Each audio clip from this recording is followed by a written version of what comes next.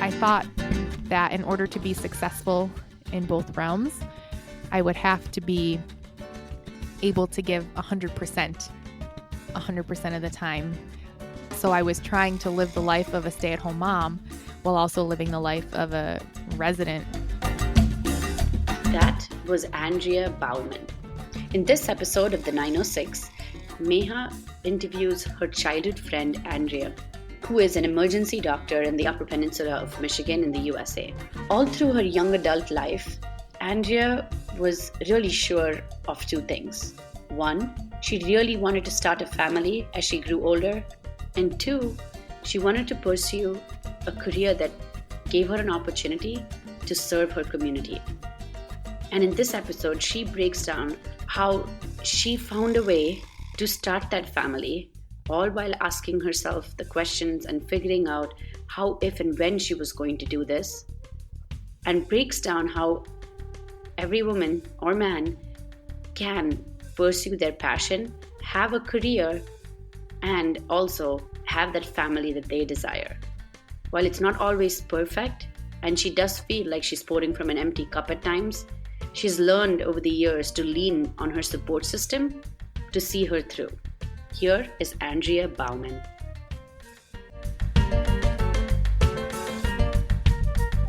So one of the things that I knew was really important to me as a new mom was being able to breastfeed. And I didn't know what that would look like or how that would be possible with my job. I think working in the emergency department is a little bit unique in that we don't have breaks or lunch break.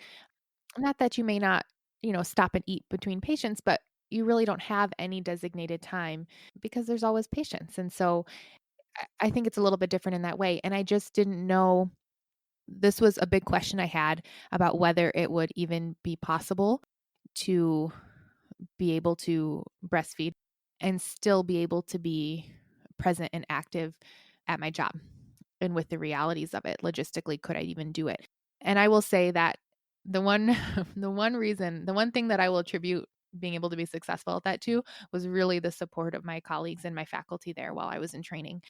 Because anytime I would leave for 10 minutes to be able to pump meant that everyone else who was there would have maybe a little bit more to do or watch out for those 10 minutes I was gone.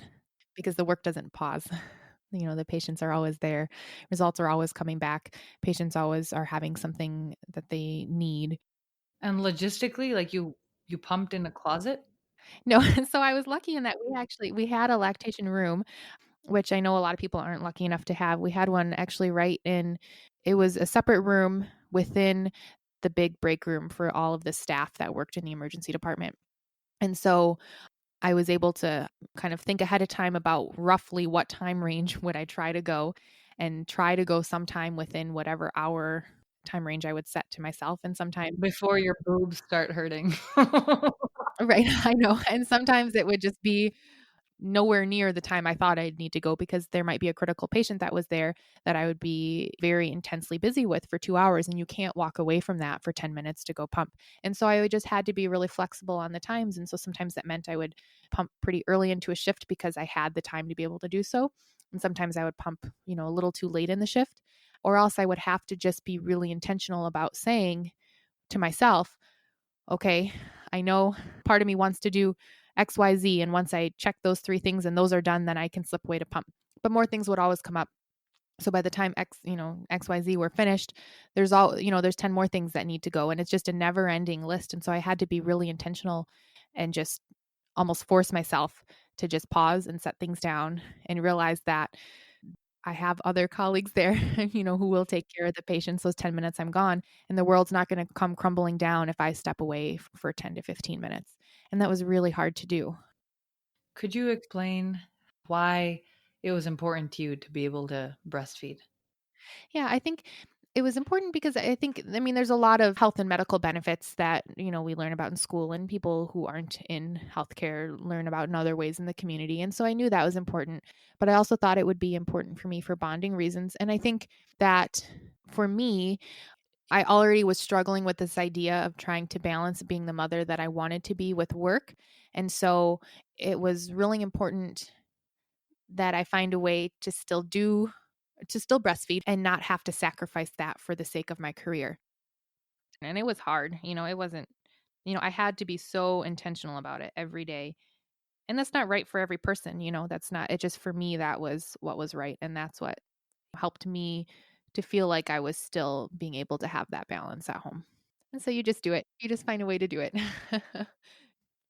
So how was that journey in figuring out how can you pursue your passion while also having a personal life? Yeah, so that was something that was always in the back of my mind for as long as I can remember. One thing that I always got held up on was whether or not I'd be able to still have a family and still have the family life that I wanted. I remember when I was a freshman in college and sitting in the first intro to the medical field class, and the instructor was talking about a career in medicine that week and had put up some numbers on the screen in front of the room about the number of hours worked by physicians while they were in training, 100 to 110 hours per week. And he really made an emphasis on that because I think he really wanted people to understand that something that takes a lot of work and commitment to be able to move forward and have a career in medicine. And I remember that moment so profoundly.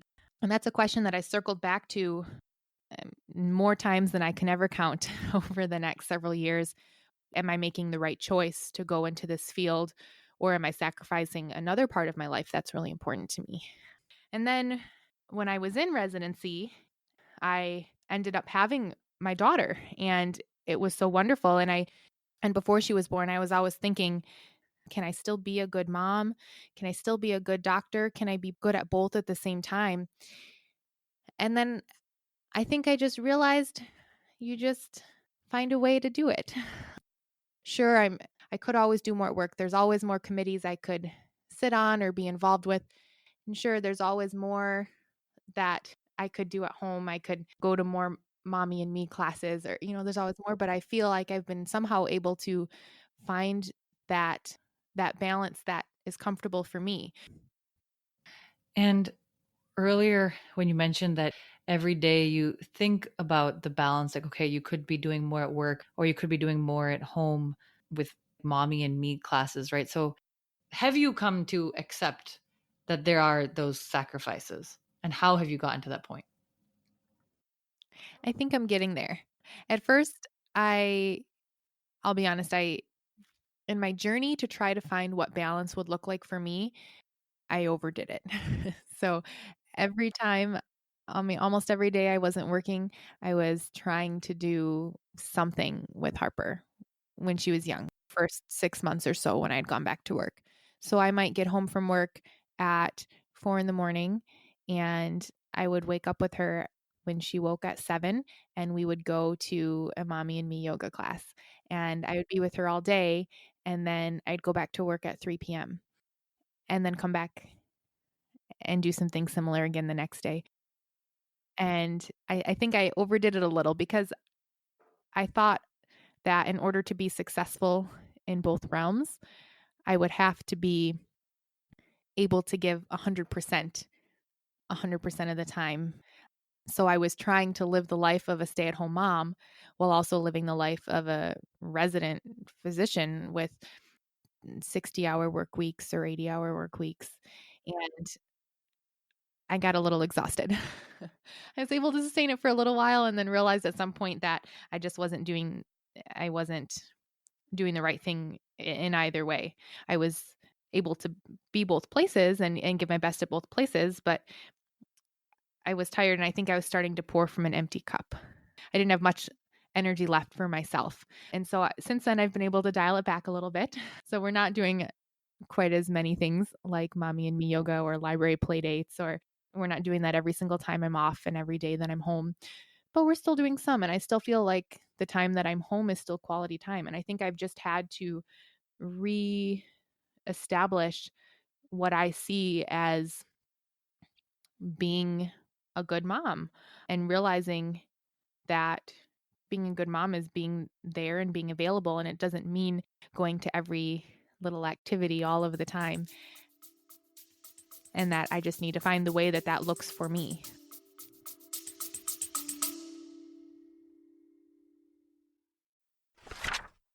Hi, everyone. My name is Olivia Cream. If you are a corporate girly and you are struggling, you're feeling stuck, maybe you're feeling underpaid, overqualified, you're struggling with your boss, or bigger yet, you're even trying to clearly articulate what it is that you want from your corporate career, I am the coach for you. So if you're ambitious and you've got goals to accomplish and you want to accomplish them quickly, check out my website, oliviacream.com. I would love to help you reach your goals. Hi, everybody. I'm Archita Fritz, your other host of the Embracing Only podcast. If you're ready to leave corporate or you've changed a couple of corporate jobs and want to start a profitable side brilliance, you've made the decision, but you feel unsure of the next steps, here's how I can help you. I can guide you through a successful transition to entrepreneurship to help turn those ideas into profit. So reach out to me on LinkedIn or visit me on architafritz.com to accelerate your empowered transitions. Now, back to the episode.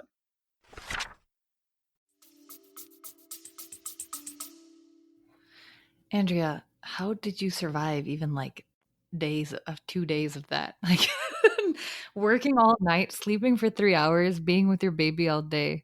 That's huge. But Well, I wouldn't recommend it to anybody. I mean, I was happy and, I still feel like I was able to do a very good job at work. I don't feel like my performance at work suffered, but I was tired. And luckily I have a very supportive husband who was able to help me realize that I needed to change that. I do want to talk about him because Andrea, you and I are sitting here doing this interview, okay? And you just told me that you heard your baby crying. And then you're like, oh, never mind, it's good. Although Troy has a meeting, he's able to take Harper to the meeting. Like, who does that? Oh my gosh. Well, it was it was luckily a fairly informal meeting, but still he's phenomenal. I never ever could be where I am in any respect without his support. But it's like we can do a lot if we have the support to do it.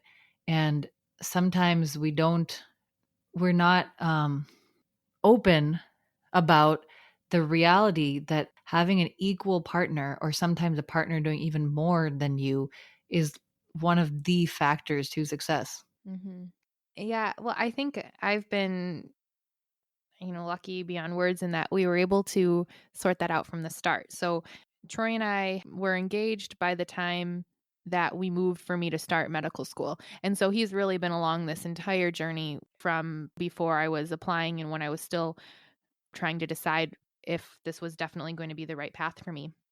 And so all of those moments where I'd had some of that doubt of whether I could do it or whether this was the right choice and could I find this balance, he was really the support and encouragement that I could do it and that we would find a way as a team. And so I agree with you in that being able to have some support system, however that looks, having support looks different for every person. And I think that makes a tremendous difference in being able to get to where you are, someone to be encouraging, when you're not sure. And there were days where I was exhausted and just didn't know if I, how I could get up the next morning to keep going. And it was really having his encouragement that made a push along and to get through and to realize that we could do it and to get to where we are. So sometimes when we have a support system or a BFF who also happens to be our life partner, sometimes we take them for granted. How have you found ways to focus on how do you get through the difficulties of that and focus on the appreciating who you have? Yes. Well, I will definitely say that it is too easy to accidentally take for granted. I definitely have gone weeks and probably months at a time without remembering to do things like laundry or dishes, and somehow they're magically done. We're in this together. And again, for me, my together is with my husband, but I think anyone who's really trying to pursue where they're going to, it's remembering that as much as we're able to do on our own, it's really the support of those around us that can help us to get there. And I think trying to remember that periodically. So, how do we, though, as the partners who are being supported, appreciate that more? Oh, I don't know. It's a great question. That's probably a good question for the partners who are being supportive of how we can make them realize how much we appreciate it. But I think for us, we were lucky in that we were able to find a way to balance things for both of us. When we moved, for example, to Grand Rapids for medical school, I was able to kind of have some input between two different campuses for Michigan State, either to Grand Rapids and in Lansing. And in Grand Rapids, there had some opportunities for Troy. He actually went back to Grand Valley and got his MBA during that time. And then when we moved back up to the UP and I was in Marquette for some clinical years, he was able to come back to Houghton and to spend some time here at Michigan Tech in grad school, starting his PhD and working on his master's in mechanical engineering. And so I think it's a little bit of give and take and being able to find that balance of support for both. Certainly, some days I feel like it's more take than give from me when I'm so depleted, and I feel lucky enough to have had that support from him of being able to keep everything else in life running along. And it's just trying to, I don't know. I guess I don't have the answer. I guess that's the short of it. Certainly, there are many times where I've gone to him and said, I don't know how I could do this without you. And I feel like, basically, in more words than this, kind of that I'm doing more take than give. And he always reminds me that we're a team. And so there will be moments where I have more take and there'll be moments where I have more give, and it in the grand scheme it balances and falls together. And I think I've just had to come to terms with that too. I think for a long time I felt a lot of guilt because I felt like medical school and residency and then later, being a mom on top of that was taking up so much time and energy from me that I kind of let everything else slide. That I was needing so much support that I would feel guilty about it, that I felt like everything we did in life had to be on the terms of my career. And I think it just took a long time, years really, to kind of let go of some of that guilt and realize it really is a joint thing, and people wouldn't be doing it and doing that support if they didn't want to. One thing you said, there were points in your journey when you said, am I making the right choice? Could you speak to that a little bit more? I mean, I think one of the most challenging times was when I was in college. I actually, for a brief period of time, had considered fairly seriously going a completely different route and pursuing a career in student affairs. I was in college. I had several different jobs while going to school full time. Several of them were in kind of the student affairs under that umbrella. There was one point after I'd already been accepted to medical school but hadn't yet started that I thought pretty seriously and actually had applied for a job in the field of student affairs. Obviously, I didn't go that route, and I'm grateful for that now. I think had I done anything else, I would have always felt an emptiness and hollowness of not going through with, my real passion and for my career. When you're trying to figure out if you can pursue a career in medicine, where do you feel deep within you that this pressure was coming from? I think I was putting it on myself. Actually, I know I was. And I think as women, I think we put a lot of pressures on ourselves. I think we think about the balance, whether it's a personal drive or whether we're feeling away from society, to be able to be the quote unquote perfect mother and still be able to be successful in our careers. And I remember actually when we first found out that I was pregnant and expecting my daughter, and I was so excited and over the moon, the very next thought that I had was, okay, now what is this going to mean for me for the rest of my training? At that point, I was near the end of my first year of my residency. The program I was in, the second year, was really where the most growth and the steepest learning curve was expected to occur. And I realized that I felt nervous about what does this mean for my training? What are the other people in my program going to think? I was nervous to tell my program director. I, was afraid that it would seem like I wasn't, I was afraid I just wasn't going to be able to be as good as a physician, as a learner in that important training time.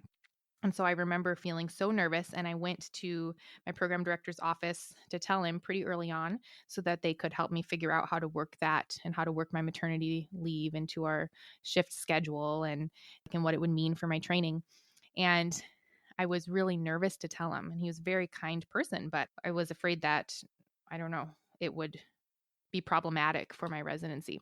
And as soon as I told him, he broke out into a huge smile and kept telling me congratulations, and he was so excited. And he didn't even bring up the fact that it was going to impact my training, or didn't even mention that it would push back my schedule, or that it would be hard to be as focused during my training and to be as good. And those are all the things that in my mind I was afraid of, in my mind I was thinking. And he didn't say any of those. And then he almost seemed surprised that I had felt it was going to be such a big deal to tell him. And then when I thought about that afterwards, when I got home, I thought, why is that? Why did I think that anyone in my program would care? And I realized it was just a pressure I put on myself. I had presumed I wouldn't be able to take time away from training. I had presumed that it would negatively affect my ability to learn everything that I needed to do and gain the experiences that I needed to gain. And in reality, that wasn't the case. That do you think, as young women, when you first, say, maybe in high school or college, when you were doubting whether you can pursue your career passion and balance with the family, do you think you didn't have enough examples of seeing where people were doing that? So when I was young and when my siblings were young, my mom had taken a break from working to stay home with us. And so she was home as a stay-at-home mom for my first few years until I was starting school, and same for my siblings. And then she went back to work part-time for a while and then eventually full-time. And so I think because of that, I mean, my mom's an amazing mother and I feel so lucky to have had her. And I think for some reason in my mind, I thought to be able to try to be as good of a mother as my mother was, I should be home too. That's not to say my mom isn't a career woman to another extent. Right now, she works as a counselor, as a therapist, and I think she's phenomenal in her career. But I think she was also so fantastic as a mother that I set my standards looking a little differently than what I thought I'd be able to achieve. Andrea, do you think that part of it is society? I think so. I think that there's so many different opinions out there about what does it mean to be successful? What does it mean to be a successful career woman? What does it mean to be a successful mother? What does it mean to be a successful wife? Or, altogether, what does this look like? And I think we put a lot of pressure on ourselves, but I think there is influence from society about what it means to be these people. And, I think it's realizing that that's different for everyone. Being what it means to be a successful mom to me, meaning being able to be home and there for Harper when I can, and having important, meaningful moments with her and helping to raise her, with important values. Whereas for someone else, being a successful mother might mean being able to be there for every event and doing drop off at school and pick up at school every day. And I think it's just different for each person what they feel. I think success is defined by ourselves, but the pressure's there to compare to everyone else. Tell me a little bit more than overall in your life, Andrea. How do you define success? I think success is really a fluid thing in any moment, in any different point in our lives. I think I would define success as being able to be happy with me, happy with who I am, happy with the way my life is going. But I think it's dynamic. At this point today, do I feel like I have some degree of success? I would say yes. I would say I'm very happy with where I'm at in my career. I'm happy where I'm at with my family. And I think success is being able to wake up in the morning and feel happy about who you are and happy about the life that you're living, And it doesn't necessarily mean being perfect or doesn't at all mean being perfect at any one of those, but being able to feel good about who you are and what you're doing. I think that's the only way I could define it. What shaped you to get to where you are today? Well, so it's kind of a funny story. When I was in high school, I actually thought I wanted to go into teaching. And so I was trying to do a career tech class where I could observe some time with teaching and early childhood education. And I couldn't fit it in my schedule. And so that's how I ended up being involved in the health careers program instead. I thought maybe healthcare would be interesting. And then at some point during that experience in the hospital over the year, I started to think, wow, I could really see myself doing something in this field. I thought, man, I really am amazed to see what everyone here is doing and how they're helping people. And I'd like to be a part of that. What, at that moment in high school, when you're exploring a different career paths, what clicked for you when you think about what you want to do in your life? Yeah, I think it was some of what I was exposed to and just being amazed at seeing patients who were really sick and seeing how physicians in the area were able to help them, which at that time, it was such a kind of new thing to me as I was just starting to explore career paths. And then I remember also really reflecting on how being here in such a rural and isolated community, I would see that there were patients who would need to go elsewhere for a lot of their care, or we just didn't have the specialty of availability here that you may have in a bigger area. And so that made me realize how important it really is and how much in rural communities especially people who really can understand the unique situations and some of the unique needs of this community can really be impactful. Reflecting on your time at tech, could you talk about any experience that you could point to in any way, Andrea, that you feel shaped you to who you are today? What was it about Michigan Tech?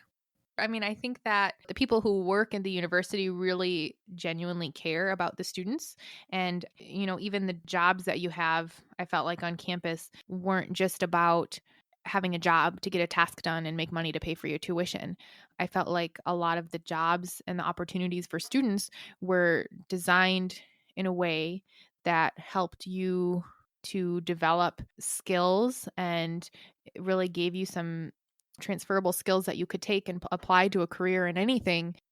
And the perk was just that you got paid and it helped pay for your tuition. But really, the whole goal, I felt like, because everyone there was so supportive of the students and wanting to help them to be successful in whatever way that meant for them. I felt like a lot of the opportunities, both in organizations or in student jobs, the supervisors were really focused, or the leadership was really focused on how that experience could help develop you as a person. I think that one of the great things about being at Michigan Tech, with it being a smaller school and just the school that it is that I was able to dip my toe into a lot of different things. So I was able to be involved in different student organizations. I was able to be involved in the concert band.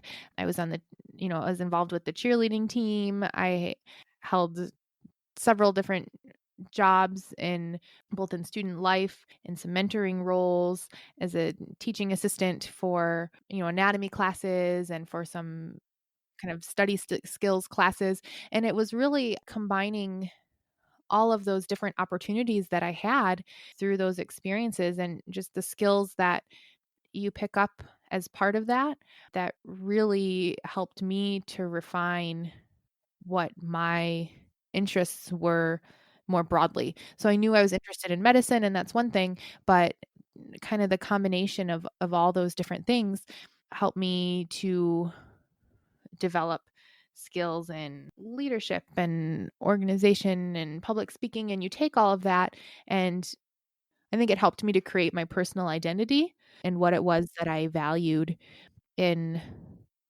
both a career and in life. I love that the way you phrase that. It helped you create your personal identity. Right.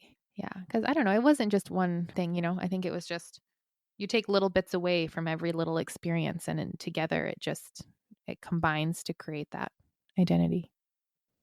So all the jobs, so even like with orientation, for example, part of my job was helping to develop one year the training for the 70 student leaders that would come in 2 weeks early in the fall to help guide incoming first year students through their orientation week. And in the training that these 70 some student leaders would go through was a week long training, and not just about what they would do each day for the orientation and the technical aspects that had some parts of it, but there were days devoted to diversity training, days devoted to just information and skills needed to really develop and cultivate a safe campus environment, and organizational skills and time management skills, and all of these things were really built into this orientation. And so I think that that really showcases how much they cared about the students there to devote an entire week long where they're paying the student workers to be there, that really is largely devoted to helping those student leaders develop their own skills. One phrase you said that's intriguing me, Andrea, and it's something that now in my adult life I think a lot about, is that you mentioned in this training you also had diversity and inclusion training. Growing up for 18 years of my life there, Andrea, not once, and I would say this with a hand on a religious text, did I ever feel discriminated against, right? I'm asking you, now that you've returned to the UP, do you think diversity is a topic, whether in a college campus or outside, that people need to discuss or be aware of or appreciate? I do think that the community is really unique in that compared to other small towns, we are privileged to have more of a diverse community than many other small towns just because of the university that's here. With that, I think that was one of the wonderful things as part of the trainings that student leaders went through at Michigan Tech was about diversity and inclusion, um, to help really kind of continue to foster that culture and that environment where everyone could feel welcome and comfortable, and to really help others who may not have been lucky enough to grow up in a community like this, where we do have some diversity in many forms of the word, help people who may not have had that opportunity growing up to really understand that that's what we're about here. And I think that's something that's really wonderful and that we really value as part of what makes this community what it is. So you mentioned the rural communities, but I really want to ask you, like, why or when or how did you decide to move back to the UP, or was it something that you always knew you wanted to do? hmm So it's funny, when I was thinking about it, I realized that I really couldn't picture myself practicing anywhere else. This community was really my introduction to healthcare and my introduction to medicine, both through experiences in high school and in college. And anytime anyone ever asked me why I wanted to go into medicine or what I wanted to do, I think my answer was always that I wanted to get as much exposure and experience as I could to come back here and serve the community that helped me develop this interest or cultivate my interest in medicine in the first place. Incredible. Um, I think I would not be able to be where I am in my career without the mentors that I had here, the patients here that allowed me to observe and participate in their care when I was learning. And so I it just made sense to me that this is where I wanted to be. When I pictured myself as a physician, I only ever pictured myself here. If you could say something to yourself when you're, say, 20 years old, 22 years old, what advice would you give yourself? Say, you got this, girl. No, I mean, I think that, part of the thing is, I think anyone who is really a planner is always thinking ahead about, okay, what do I need to do? What are the steps I need to do to get to where I want to be? And I think I've had to just realize that sometimes, you have to just kind of let it go and you just make it happen, right? So, was residency more challenging with a kid than it would have been without? Absolutely. Did I make it work? Yeah. How? I don't know. I just did, And so I think I would go back and tell myself that. And you can do anything you put your mind to, and you don't have to know ahead of time how you're going to do it. You just get in that situation and trust yourself that you will figure out a way, and you will. And a question, Andrea, that we ask on every episode: what do you love about yourself? I feel very proud of myself for being able to be at this point. I'm proud that I found a way to be able to be a good mother and still follow my career dreams and goals of trying to help people and serve others through a job in medicine. Thank you, Andrea, so much for your time. Really enjoyed our conversation. I'm so glad that you were on our show. To learn more about our podcast, check us out at the906.com. The 906 is produced by Meha Chiraya and Archita Fritz. Subscribe to us on your favorite podcast platform to tune in and hear the stories that will elevate and inspire you.